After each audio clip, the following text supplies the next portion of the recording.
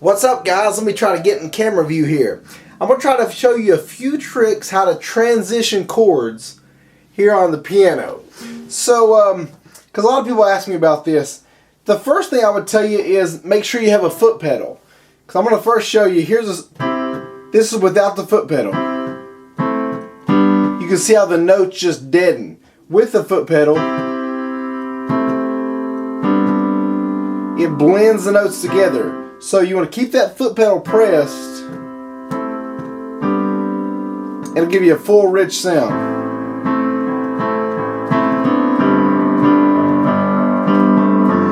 So what I'm going to do first is play the first verse and the chorus of a song that I've written called Run to You. It's real easy to play. The verses are going to be A minor, G, F, G. No matter where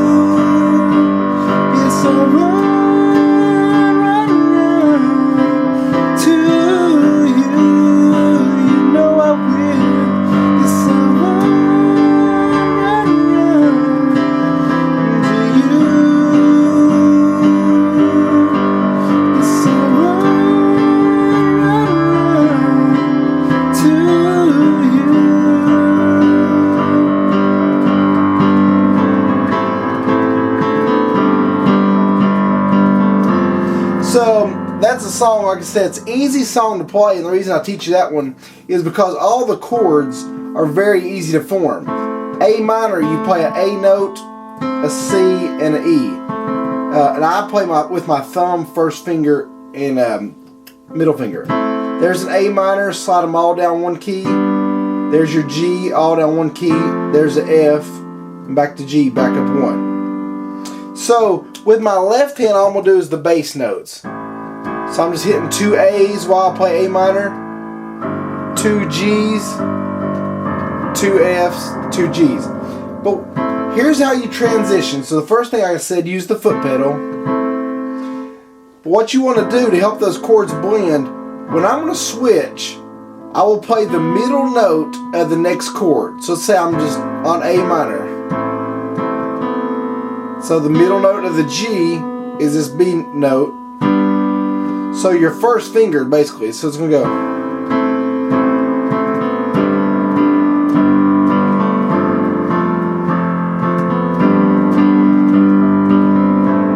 So you can see there, on the A minor, I'm playing the C by itself, then the A minor. Then I'm playing the B. That could be a drill you can work on.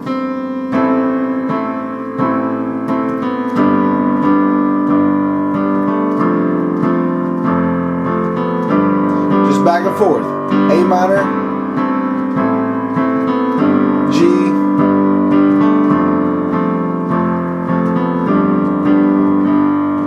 so for the chorus, it's going to go. No matter where I'm going,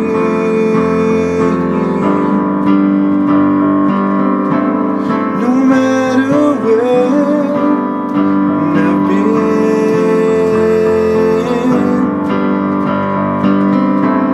you're always there, watching over me. So when I feel like giving in,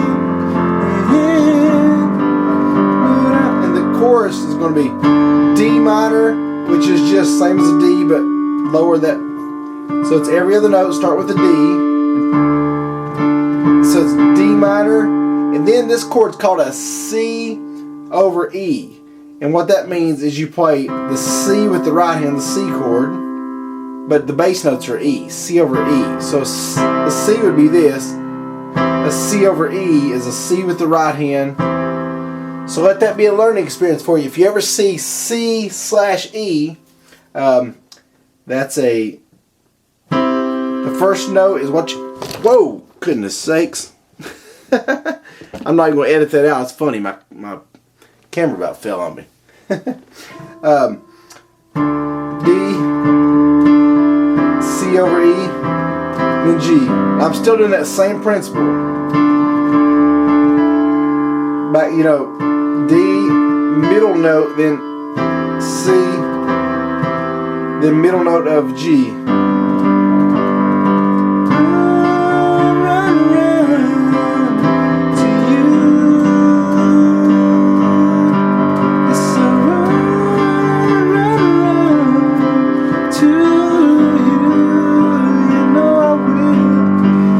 So right there, two things to work on. First, just the pressing the pedal,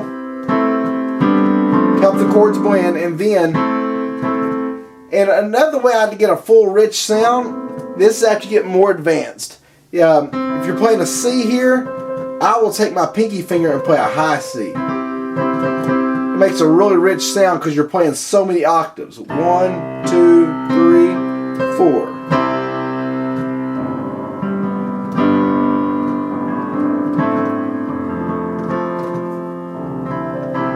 But if you're just beginning, again, just use these three. And remember, the transition chord.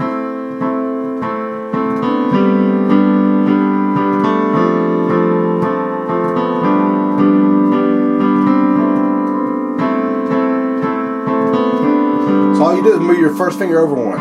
See?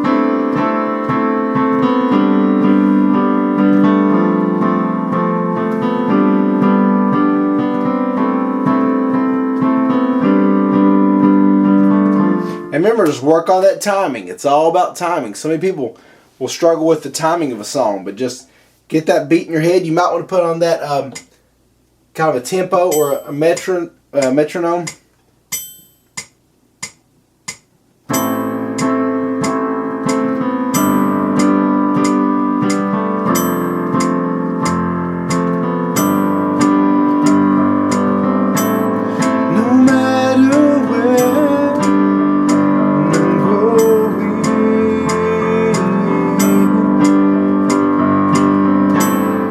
So you get the point there. Now let's move into the devotion and talk about considering the cost.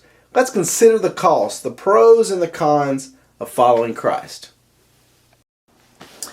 Okay, for the devotional for this video, the reason I'm sitting here on the floor, I want to make it a little more personal and just talk to you about what is the smart thing to do. This is what I think about a lot of times when I'm making decisions and even dealing with Christ. Let's just be logical. What is the smart thing to do here? I want you to consider, sometimes we get so caught up in the pace of life that we don't slow down and just ask simple questions. And I'm a simple kind of guy, as you know, with my lessons, so I want you to consider things. I want you to consider your life with Christ, in His will, doing what the Bible says. Now I want you to consider your life without Christ, doing things on your own. Don't get me wrong, the Bible says there is pleasure in sin for a season. Never forget that. There is pleasure in sin for a season. It upsets me a lot of times when I hear preachers and different people, spiritual leaders, talk about that all the downside and there's nothing good about sin. No, the truth of the matter is, let's just be honest here, for a season there is absolute pleasure in sin. If it's drunkenness, if it's lust and fornication and whether it's a high from a drug or whatever, there is a sense of pleasure. Otherwise, people wouldn't do it. So don't try to kid yourself and say there's no pleasure. There is pleasure in sin for a season. But let's sit back while we're thinking logically and think about the pros and the cons with walking with Christ. Sometimes I think we just look at what all we have to restrain from. Like I said, you can't lie and cheat and steal and have lust in your heart, and you can't cheat on your taxes. You can't go out on your wife. You can't have drunk weekends with your friends, and you can't gossip, and you can't skip and sleep in on Sundays from church. You can't, just all this crazy nonsense, all the stuff that you can't do if I'm a Christian. But what people don't consider is all the pros, because the pros so outweigh the cons. You have a peace about your life that you wake up each day with just peace and excitement for the day. You have a sense of security and hope. That's the biggest thing. A security and hope, knowing no matter what happens, you're in good hands. Not good hands with Allstate, like commercial, but you're in good hands with the Creator. That if something happens to me today, if something happens to me tomorrow, if something happens to me 50 years from now, I know I'm in good hands. And as Apostle Paul says, to live is Christ and to die is gain. If you truly know that, there's no reason to fear. Perfect love casteth out all fear, the Bible says.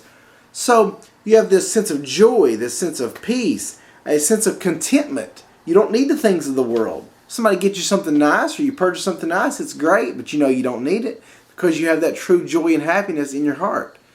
You have a good sense of relationships. There's no guilt. You have transparency about your life. You have influence over others. You have a reason, a purpose for living. You have a cause and a purpose greater than yourself. My dad talks about in some of his training. Everybody is looking for a purpose greater than themselves. And that's what Christ gives you because He's their Creator. We're made in His image. He gives us a reason to wake up and live instead of just going through motion waiting for that next high that the world offers. I don't mean to be rambling here, but I want you to just do that today. Take the time to just slow down in quiet and silence by yourself and consider the pros and the cons to following Christ. Because I can promise you, if you really think about it, the pros are really going to outweigh the cost. So I challenge you today. Sit down, take time today, and just realize that Christ did come that we may have life and have it more abundantly. The Bible says, my yoke is easy, my burden is light. The Christian walk is really easy. It really is. There are times it's going to be trying, but the peace and the joy and the contentment and the satisfaction and the gladness and simplicity of heart, the Bible says, those things only come through Christ. Hope you guys have a great day. Thanks for subscribing. God bless you.